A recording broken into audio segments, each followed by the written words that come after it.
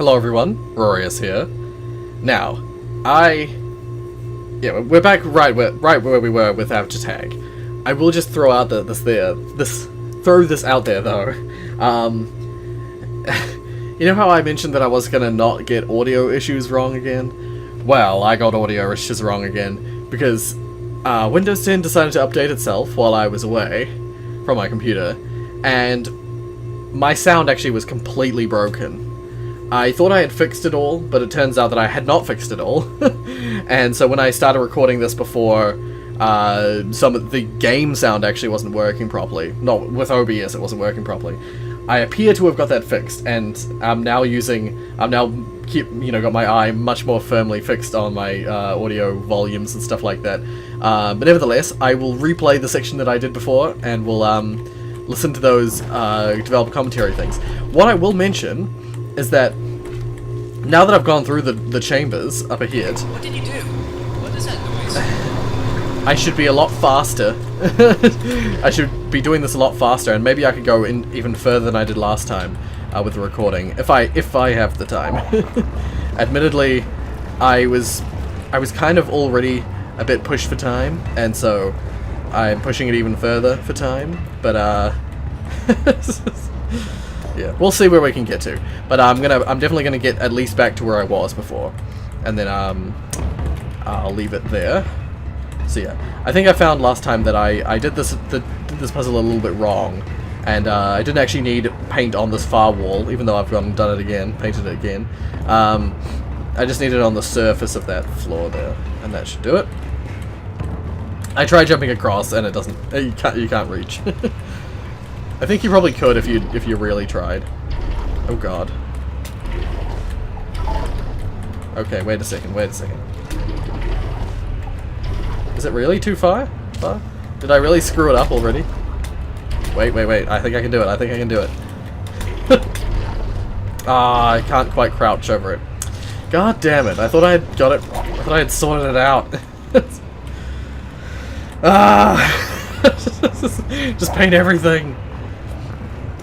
I'm probably gonna regret doing that now.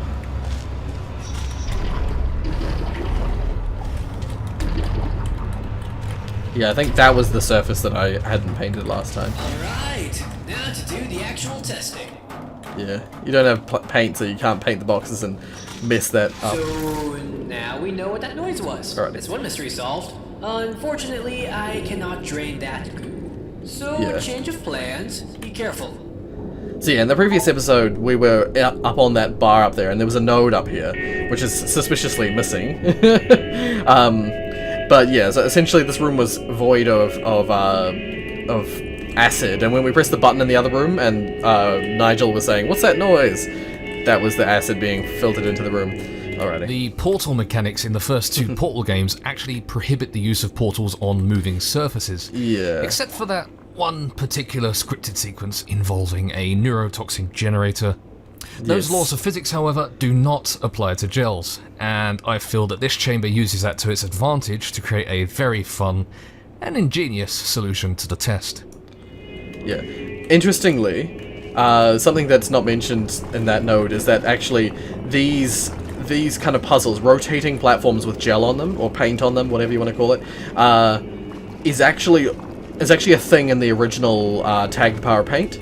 So yeah, it's actually not technically a new thing. It was around in the original Tag game. There were several surfaces that were rotating like These that. structures aren't there just to look pretty. If the player hits the wall with a Yes. perpendicular angle, the metal structures can help guide the player back to safety, and they get to try again. Yeah, so it's supposed to try and help frame it. I actually really liked the design there. I mentioned it last time. I actually really like the framing of that of the frame of the framing of the frame. Quick save that. Oh god, I'm too late. You didn't see anything. Shh. Did I quick save it too late? No, there we go. Perfect. Science, I thought our testing spree has come to an end. Proceed to the next chamber. Yeah. Yeah, so this time I also remember I know how to do all the puzzles. I know where the secrets are. So this should go a little bit quicker, Introduction actually. to Fizzler. This one should be pretty easy. Yeah. And the song. What? What is Yeah. this? No, I forgot about no, this. No. How do I get rid of it? Okay, login, user Nigel, subject, WB, audio controls, password. I don't know a password. Let's try password 1. No. Password 2. Oh wait, I got it. I think I got it. And there. So sorry about that. I don't even know how that got there. I mean, why do they even have this kind of music in the music library? Unless it was part of the test and I screwed up. Well, if it was, the damage is done now. Just test. I'll fix this mess. Yeah, this is actually mentioned in the one of the nodes. This is the second The one. metal song came out Yeah. when I wondered what it would be like to have a test subject solve a puzzle with some death metal music on the background.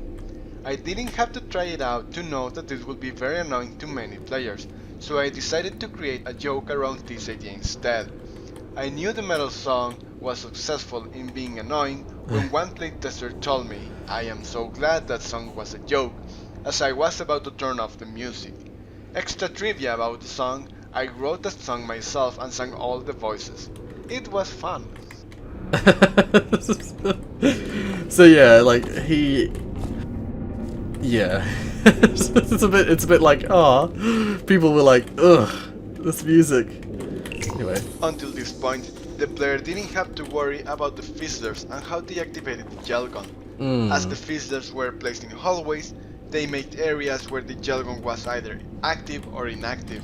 In this map, players have to think and see the fizzler color and hopefully realize that green means turn on and purple equals turn off by the end of the chamber. Yeah, I mentioned this in a previous episode, and I actually think, while I like that he's showing this, I think it's a wise idea to show it. I think he should have shown it earlier.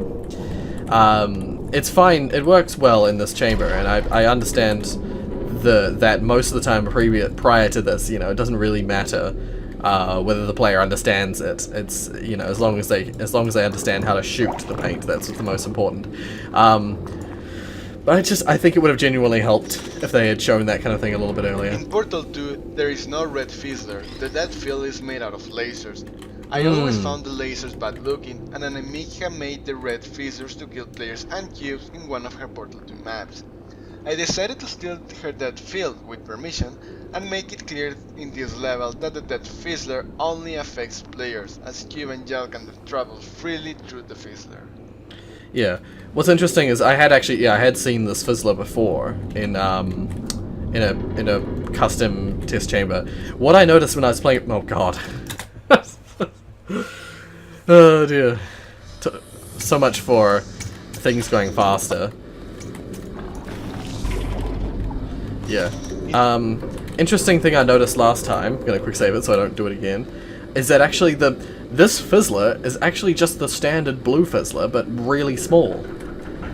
This texture design is actually just the, see, these ones are special ones. These are unique to Portal Unity as far as I'm aware. Or there might be a recolored version of the below Aperture test ones. I actually don't remember now, but yeah, this is actually just the standard fizzlers. Like there's one across the way over there. That blue fizzler there with the shimmer and the water effects. This is actually basically, as far as I can see, it's a non-shimmering version of the same exact texture. It's just it's not got the same sort of like shimmering effect, except that there's a larger shimmer over the whole texture. I thought it was just really interesting.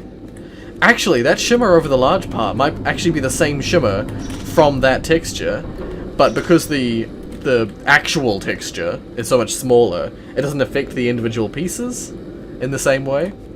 So yeah, I have a feeling that it's those boxes can go through these fizzlers. I have a feeling that it's actually just the same original texture, just altered in a couple of ways. Yeah, and then to get your blue gel back, because we've got no blue gel, have to go back through here again. Oh, I forgot to paint. I forgot that I didn't paint it orange again. Alright, we'll get our orange paint back. Yeah. Then we can paint over there. Oh, and actually something that I just remembered, because I got the box this time. There we go. Just paint that. Yeah, that'll do. Something interesting with the box going orange paint like that. Something that's not used in the single player Portal 2. I'll just quick save it, just in case I drop the box. It's used once. It's actually brought up in the multiplayer Portal 2. But in the single player Portal 2, oh god, damn it, get back here. Yeah, if you paint a box orange and you throw it, it actually slides along the floor, which is only utilized once in the co-op chambers, where you have to paint a cube or paint a surface around a cube on a slanted surface that's not slanted enough for the cube to fall down, so it just sits on the slanted surface. But if you put gel on there, then suddenly it slides down the surface. It's really interesting. Oh god, I think I might not have enough blue paint. I should have got the blue paint anyway. Oh, I actually did. I did get it. Okay. I was gonna say I need it for this part. I died here before last time, because yeah, I'd forgotten how this worked. There we go. This might have been your best performance yet. Unfortunately, the metal music was right. part of the test. Oh, dear. So this test does not count towards your performance. Sorry.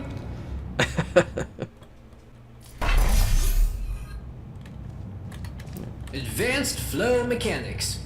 While there is no time limit to this test, it is encouraged that we make an effort to be quick. You never know when it can be useful to be fast. Yeah. So this is test number 12. So it's still a wee way before any the secrets pop up, but oh god, I went. Okay, I still have it good.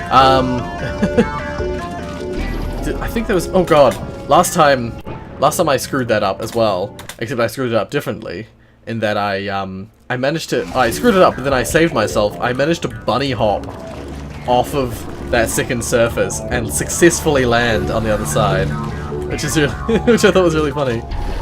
You're supposed to paint it and bounce over, but when I landed, when I came to it, I panicked and I just like jumped as soon as I landed, and I successfully bunny hopped right over this gap. Oh dear, I thought it was really funny.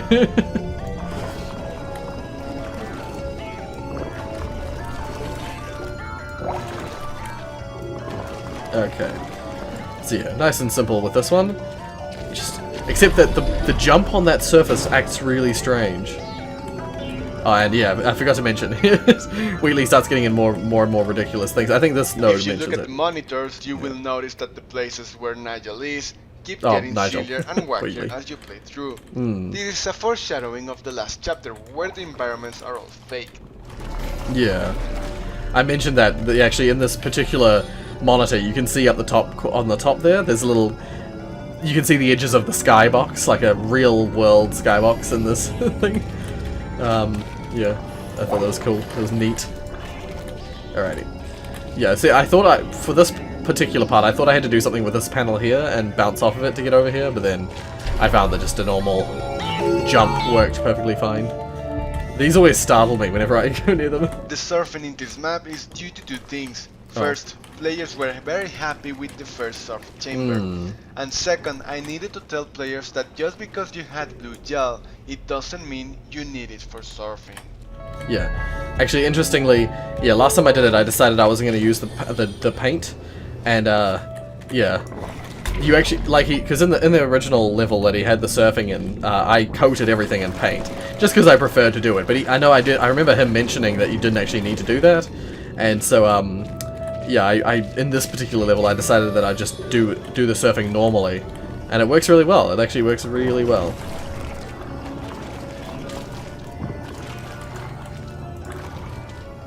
Okay, just a normal jump. There we go. Good, but not perfect. So we still have plenty of time to work on your issues. I don't know why, but that comment that he makes there really annoys me. And for some reason, last time I painted those all orange as well. I don't know why I feel the need to do that, but that's just me. Alrighty, up to chapter 3. Remember that time I said we were not going to recycle old test chambers? It turns out I was wrong. Have fun. Actually, this chamber's really cool. Oh, weird visual glitches going on with that. Yeah, the... I feel the need to call out, as I did last time, the fact that I burned myself pretty hard on that previous video, because in editing I noticed that I made a comment about how this game doesn't utilize the chapter text whenever you get to the start of a chapter, and I was totally wrong. It totally does use those chapter sign things. Yeah, that's really cool. I think it's really cool. And so yeah, I felt the need to point those out, and so I burned myself hard in post. An idea for this map was to have the player travel through a vacuum tube. It says Harry. Say the line you just heard, But it's and Eugene. have him drop down with the confetti here. However, in all maps, with the exception of the first map, the scene will not begin until you start moving, usually by leaving the spawning platform. This allows the player to be away from the keyboard between level transitions without missing anything, in contrast to Portal 2, where the scenes will play as soon as you spawn in the elevator. Right, yeah. Fair enough. That makes sense, because I know that, yeah, I've noticed that in this game, whenever you step off the starting platform, that's when the voice lines trigger. So yeah, good, interesting thing to note. But yeah, I didn't notice that last time. That node says that it's Harry doing the node when actually it's Eugenio. Reusing chambers from Portal 2 was definitely a risky decision. However, we feel that it does pay off very well. Having to solve the chambers using nothing but gels creates an entirely new challenge, and actually does make the chambers feel almost brand new. Yeah. Yeah, this I actually really like this chamber. Oh, and of course, the turret is an easy solution. There we go. Nice and easy. Get rid of that guy. And yeah, so this time I remember sitting here for a little bit confused as to what I was supposed to be doing. Right, 1 second. I'm just gonna see. If you paint it blue on that side, does it still make you bounce it? Oh, okay, it does. I was a little bit confused, not because I actually was confused of what to do, but I was like unsure of what I thought was the solution was actually the solution. Yeah, so you just paint this here. I've already read all the nodes, haven't I? Yeah, so there's only the 2 in this room. Alrighty, so yeah, you get the boxes going, and normally they fly out and fall into the water, but then you can grab them before they have the chance to fly out. Yeah. Nice and simple. Right, actually this is where I can utilize the boxes. I can just go like this. Oh god, it bounced off the blue paint. This is what let it slide over.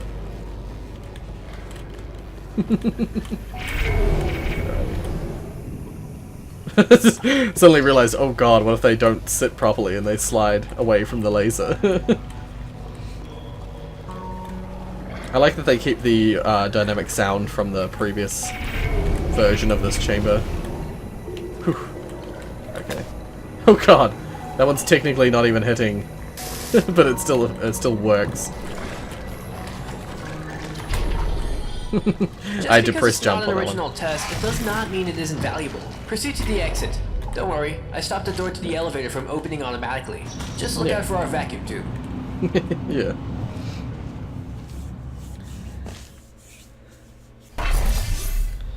So yeah, definitely one benefit of doing it again is that I know the solutions to all the puzzles, so it's I'm a bit faster.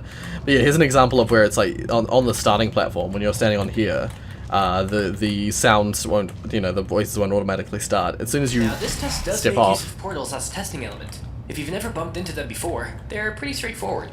Thingy goes in, thingy goes out. Ah, yes, that's right, I remember this. Originally, this was the first level where you used portals as a testing element. Yeah. It wasn't until Ben Bryant designed a puzzle used in the first chapter that this level became the second level to feature portals. At that point, I already had the voice lines from the voice actor recorded, and so I simply decided to use the lines twice in the beginning, and then asked the voice actor to re-record the exit line to add a deja vu reference, lampshading the fact that Nigel and I are aware of the repeated line. Yeah. So yeah. Yeah, so this one took me a little while to remember how to do. We'll listen to this guy The first. soundtrack for this game was largely inspired by the Portal 2 soundtrack, due to us wanting to keep the overall theme of the game in line with the franchise. That said, however, we did try to differ slightly and add our own individual spin on things. I was responsible for creating various parts of the game soundtrack, including the music that can be heard in the main menu. Unfortunately, I was unable to contribute as heavily as I would have liked, due to various constraints, such as school and time. Luckily, other members of the team were able to work on the soundtrack to complete it. Yeah, so it wasn't just the likes of Harry working on the music for this game. It was also, there's a few other people contributing. So yeah, this is, yeah, I already know the solution. You'll see how this works. This catapult takes the box to that catapult, which then sends it past those portals into the acid down below, and that button activates the exertion funnel or excursion funnel, whatever it is. So you do that, and you stand on this. Oh god, I jumped over it and I fell into the acid. I painted it too well. All right, I'm just gonna run them just so that they're done. There, I stopped it a bit short this time. I keep wanting to take the box over to it. There we go. So it gets caught by the excursion funnel, and then you just let it fall, and it flies through. Whee! Yeah, and then this is just a simple, you know, usual style puzzle. Yeah. And just in case you get over here before you have the box, there's another aerial faith plate. But yeah, nice and simple. See, portals are a piece of cake. Nothing out of this world. Huh. Just got a strange sense of deja vu. Yeah, it's deja vu line you mentioned. Yeah.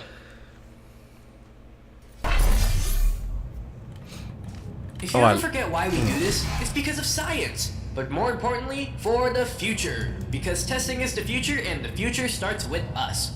But more importantly, science. Little reference. Little reference to Portal 2 there. I happen to like the, apart from these little random spots, here and here, and here and here, I actually really like the lighting in this room. I love the dull, sort of, blue-green color. Yeah. Okay, yeah, so this is one of the chambers with a secret in it. Yep, I'm just gonna, yeah, I actually, what I'll do is I'm gonna listen to this node after I get to the secret, because last time I ruined the secret. If anyone doesn't know, then it was ruined for them by the creator himself. So I'm gonna just get up to the secret first. Ah, this platform oh, that's interesting. Last time I came back from the secret, I wondered why there was a platform here. This wall must come out to catch you. That's really interesting. Because yeah, this is one of those ones where you have to paint as you're going. Yeah.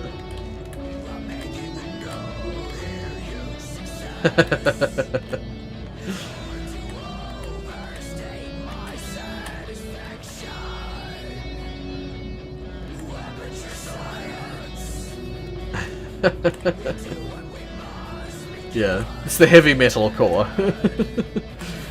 Basically, it's supposed to be that heavy metal joke that was from the previous chamber. I think was sort of related to this guy.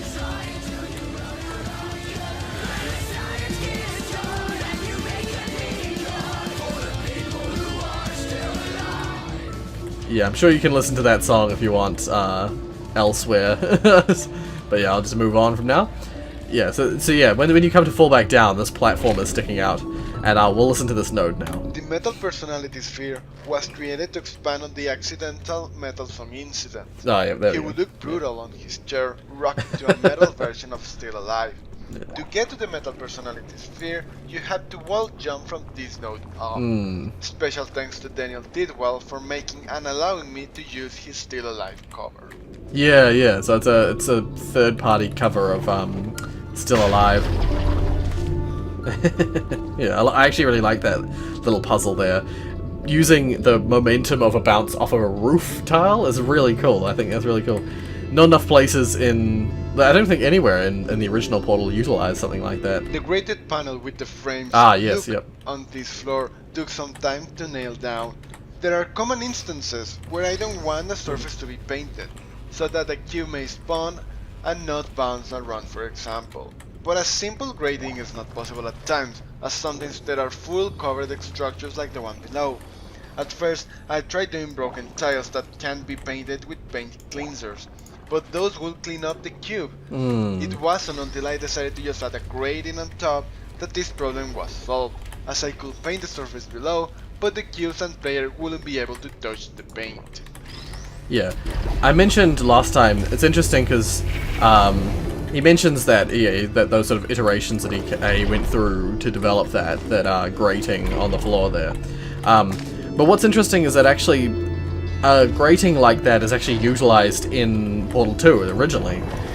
There's a section in the underground area where there's a blue paint dispenser and an orange paint dispenser on either side of a room, and they go down to the floor. They spray paint down to the floor. You have to click a button to make them spray, and they they have grating over the floor. The floor is like this far below the actually I just want to. So yeah, there's a bit of space there. Yeah, so the grating's about this far in game, so the thing like looks about this far from the floor, and you can place portals underneath them so that you can redirect the paint, of course. But yeah, so it's interesting that to hear that he sort of had to go through that kind of development, because there was already a solution available in the original Portal. I'm not sure if. I mean, I'm sure that he probably knew about that, but perhaps the design choice behind those grates is what he was more referring to than anything. Yeah, this is, oh god, that jump is actually quite sort of temperamental. I feel like I always hit the edge of that platform. Yeah, I tend to go this way just because it's easier. I don't have to paint anything. Yeah, what I find is that typically this jump, I end up landing a little bit too close to that pole. I'm gonna quick save it this time. Oh god, I did it again. Oh no! Damn it, I didn't do it quick enough. I should just paint them. Why do I not paint them? Last time I did the same thing where I didn't paint the wall. I'm actually starting to believe you can beat this experiment. I mean the reactor. Never mind. Move along. Yeah. Last time I did that same exact thing where I forgot to paint the wall, and wait a minute. Huh, I don't know. Yeah, I didn't paint the wall before I, jumped. And then when I landed, I didn't use paint originally. I panicked and just threw them into the disintegrator, the incinerator things, the disintegrators. I tried to do it again this time, but I didn't get there in time. I wasn't fast enough. Yeah. Alright, this is our final chamber. If you solve this test, it means you are eligible to perform a series of highly dangerous procedures. And that was what we were testing for. Another mystery solved. For you. I knew from the very beginning. Yeah. Alright. Early in the development of that's Aperture right. Tag, the paint gun worked with a funk tank. The disadvantage of this system was that you could drop the paint gun. That meant that the level had to be restarted in order to continue. I designed a new system with a logic measure movement, so that the gun couldn't be dropped. Another advantage of this method is that the gun is also more responsive and accurate. It's interesting. I gotta look into that. A function measure movement. Yeah, because actually I'm pretty sure that we used, in our original, we either used a funk tank or something along the same lines as a funk tank. I actually feel like we had a funk tank attached to something, which was attached to the player when we were making our mod that we were working on. But for what it was worth, what we tried, it never really worked how we wanted it to work. It's having the way that we implemented it. The other issue with the Funk Tank as well, actually, we found that was that in order to start getting the movement accurate, you have to press E on the Funk Tank that's like attached to you, and so that you'd have to start the level by pressing E before you could actually use the paint gun. We sort of solved that by forcing an automatic E press whenever you started a level, and so your character would automatically be forced to pick it up. But even then, even with it picked up, there was, for whatever reason, the way we'd designed it, it was actually really hard to drop it, like they were saying. It was really hard to press E to drop it.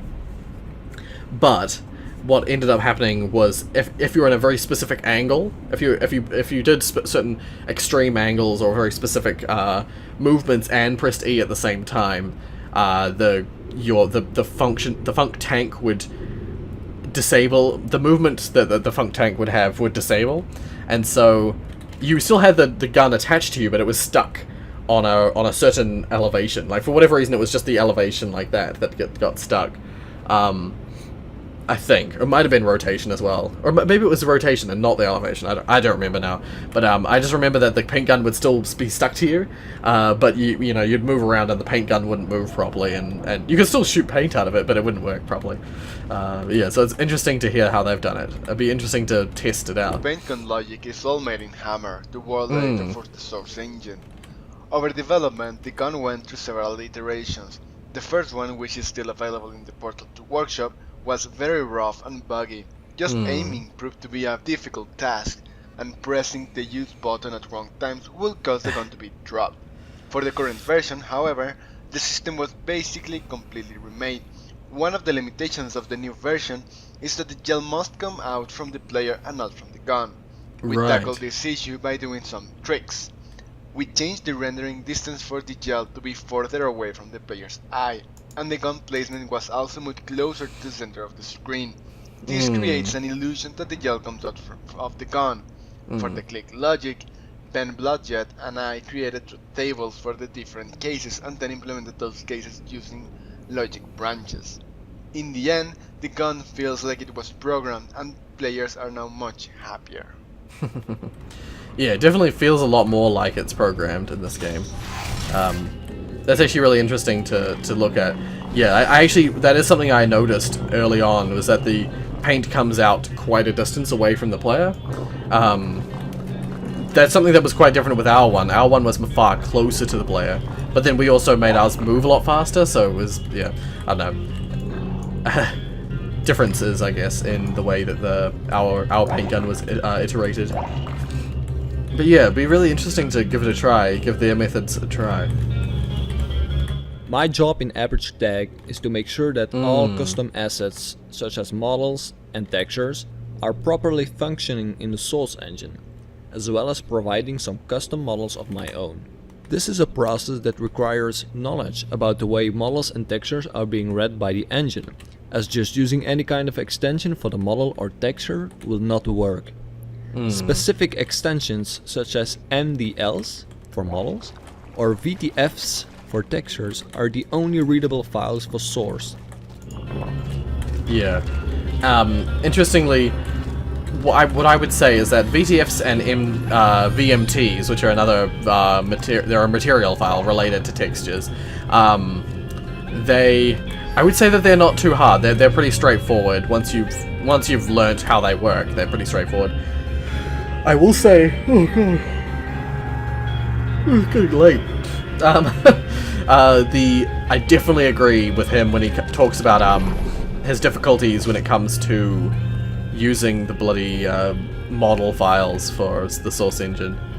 They're very frustrating and difficult.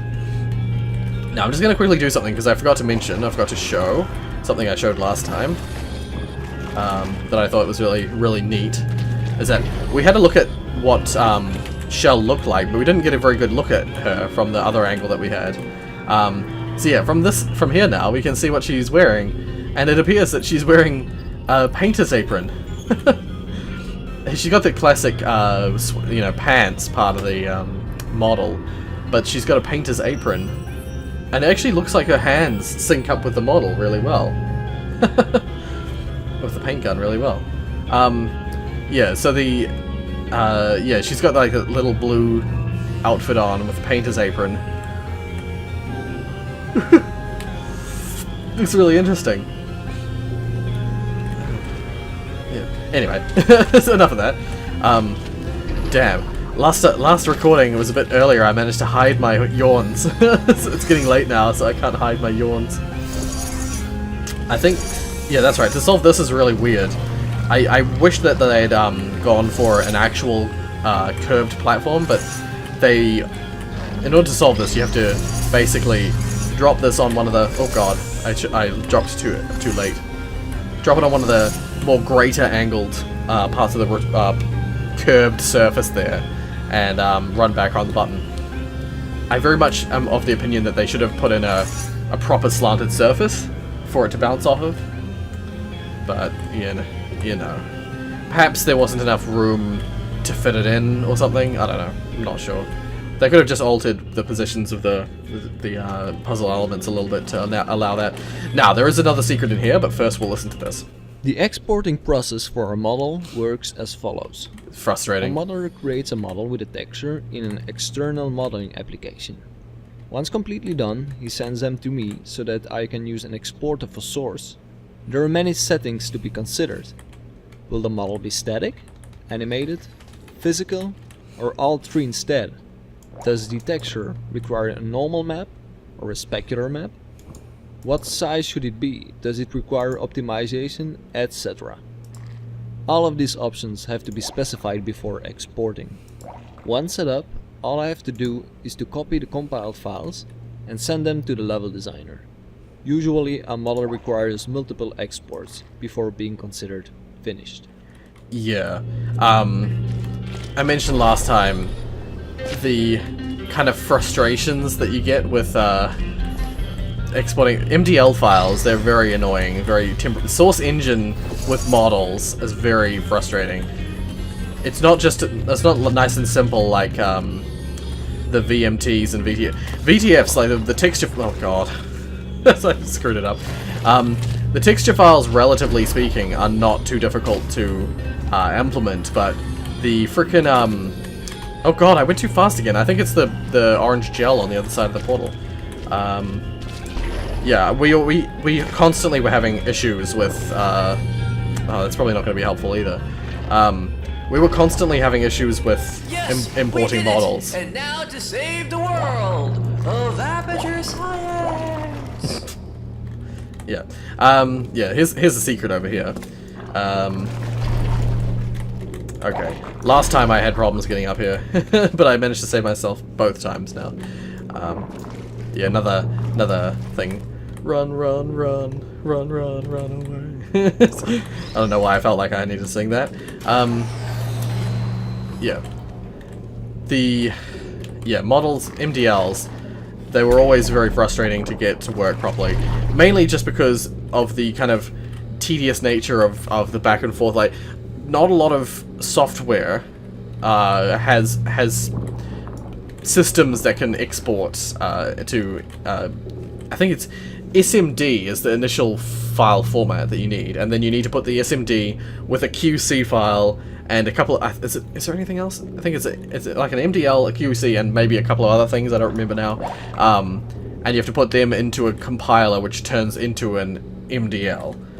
So yeah, that whole rigmarole of back and forth like that, it was so so frustrating. I know, and even then, even when we managed to get everything sorted out, get it all into the right format so that we could then compile it, half the time the model would be way too big, and we have to adjust the QC file and then recompile it. And As I said, you made it through the experiment, but if you want to survive, you have to listen to me and do what I say. First thing, jump over that gap. Yeah, this is actually where I stopped last time. I think I'll keep going for a little bit this time. And so this is new territory for me. I'm gonna probably pull an all-nighter like last time. It's already late. May as well just stay up. Now go through the door that says authorized personnel only. Don't What if I try and go you're over here? authorized personnel now. according to Nigel, authorized personnel here. So yeah, I just quickly looked up where the next Easter eggs are, just so that I don't miss anything. That, my friend, is what keeps this whole place alive and running and working. It's the Aperture Laboratory Stability Stable Energy Reactor, or the ulcer. What? What? No! These names are ridiculous sometimes. I will call it what I want. We will discuss this later. I am in the middle of an experiment. I'm sorry, I've got to fix something. Just get to the control panel on the bottom floor. I will catch you later. I find it quite interesting that this game has gone for this, like a weird energy reactor thing like this. This is essentially what we were going for in Portal Unity when we had created that weird particle effect thing that's supposed to be contained by these weird devices. We were going for an idea that there's some sort of giant energy core, and you had to basically cause a core meltdown to exit the facility. Super interesting that Aperture Tag has gone for something very similar, except they've executed it way better. They've got these really cool, like, energy emitter gun things, and there's, you know, they're all coming to a center point, which is glowing. Yeah. The effect is not actually too different from what we did, except for these beams and the models. The models and stuff is very cool. And very the different. ulcer came up as a necessity. It's a plot device, an excuse to do the escape sequence. The ulcer, however, had to be unique. It was the last room in the mod to be finished, as it involved the participation of many developers. From creating music to modeling and creating particles, it's an area of significant importance. As such, the room is made to revolve around the ulcer. From the moment you first glance at it, you go around it all the way through the switches at the bottom, hopefully appreciating the vastness of it, knowing something good is coming soon. Yeah. And yeah. So, similar deal, we... Oh, can I not just go straight up here? Nope, okay. Okay, I think I have to go on this one. Yep. Yeah, so it's similar deal, except ours was far more rushed, and it was just done by the two of us, the two guys who were... me and Daniel, basically. We made the particle effect. I think Daniel actually made that particle effect. He was the one who was mainly aiming to try and do the particles. I think I aided him, or I might have come up with the gravity field manipulator particle effect, but he came up with the core particle effect, which we had. For some reason I felt the need to go down the ladder. Yeah, they made much more of a fanfare, and they did a much better job of their core than we did. Oh dear. But nevertheless.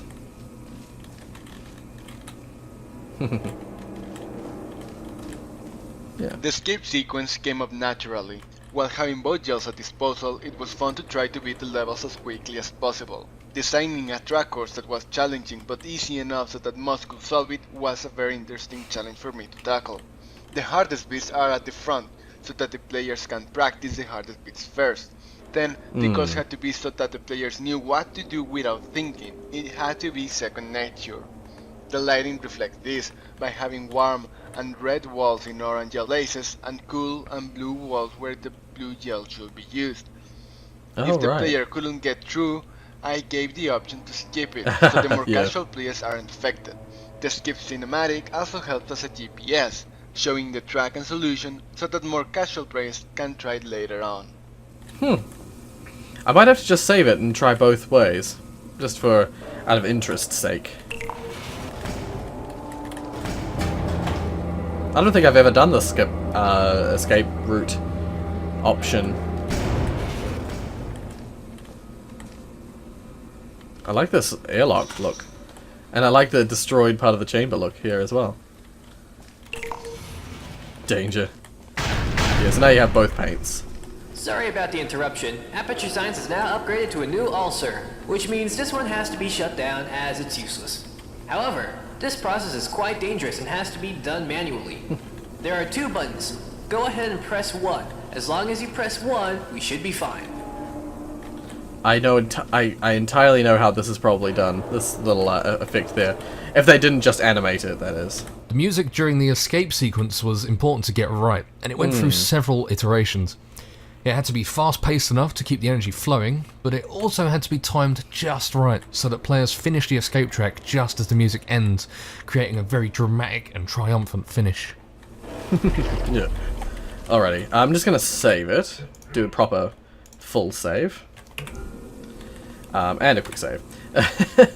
And what I'm gonna do is I'm gonna skip the course first, and then I'm gonna... No, I mean the other one. If you cannot follow simple instructions, then we do not have a chance at succeeding. You're God lucky damn it. this was not a critical step.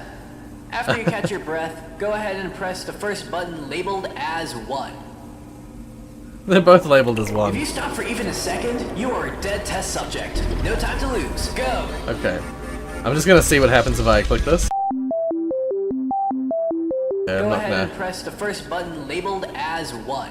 If you stop for even a second, you are a dead test subject. No time to lose. Go! Oh.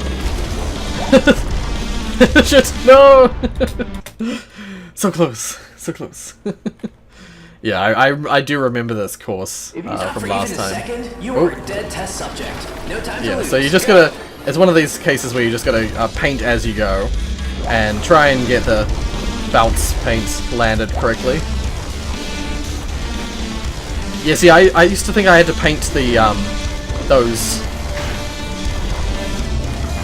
Oh god. Ah! Yeah, see, I used to think I had to paint those surfaces.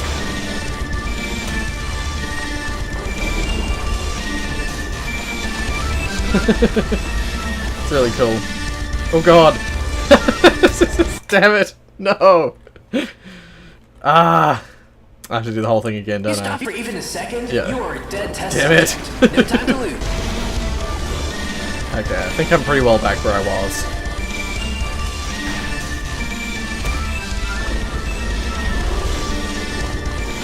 Yeah, so there's a few areas that are a little bit temperamental.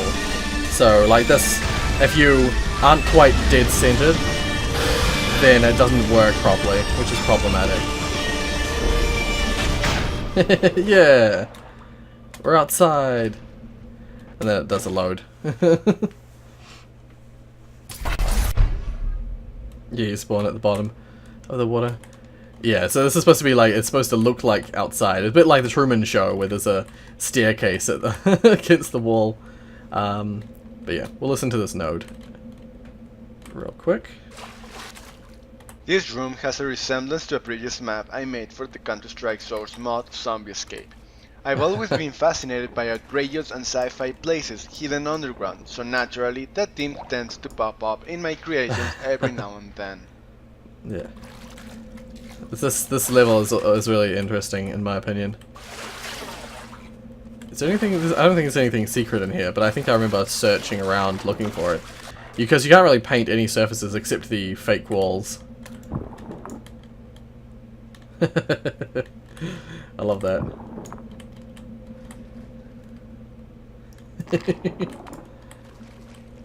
Beautiful modern art. This reveal was heavily inspired by the movie The Truman Show. Yeah. The purpose is to say that Aperture Science is fine and was never in any danger. Everything was part of the test. It was all just a stage. It also provides me with an excuse to change the environment for future chambers and make them more interesting. Yeah. I actually really like Terrific that. navigational skills there. This has been a very successful experiment so far. So something over this way? I feel like the other way was the correct way to go, so this has got to be the wrong way, right? Nope, that was the right way. Damn it.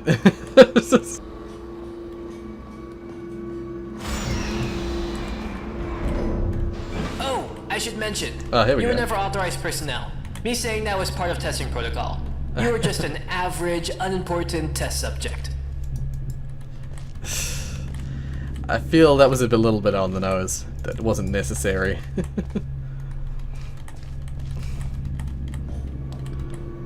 They didn't need to mention the fact that you're just a test subject. Just say it, you know, just sometimes less is more. Something I learnt in the last few years of school. was that sometimes when it comes to writing in English generally, especially when it comes to writing, there are a lot of instances where, whoa, some weird visualness there. Yeah, sometimes not writing something feels a lot better, feels a lot more meaningful. What the hell? Feels a lot more meaningful when you don't say anything at all. So, for instance, in that context, all I needed to say was that, you know, that you're not actually authorized personnel. That was just part of the test. That's all they needed to put. They didn't need to put the insult definitely above in there. average. Yeah, I actually love the test chambers from this point on. But I think what I'll do is I think I'll leave it there. I think we've got far enough for this episode. The test chambers get really interesting at this point. Like the visually, as he said with the previous level, with you know, he was talking about how that's right, they opted for the neurotoxin in the bottom part of the chamber in this area. Yeah, after that escape chamber, they opted for making the test chambers look a lot more interesting, like this. So yeah, the rest of the chambers are going to look a bit like this, and they're going to be pretty neat. So yeah, yeah, I think that'll do it for this episode. Yeah, is there anything I'd like to close off on? No, that's probably all good. I think I'll leave it just there. If you like what you saw, hit like. If you want to see more from me, more developer commentary, more let's plays, more game development stuff, then subscribe. Yeah, thank you so much for watching, and as always,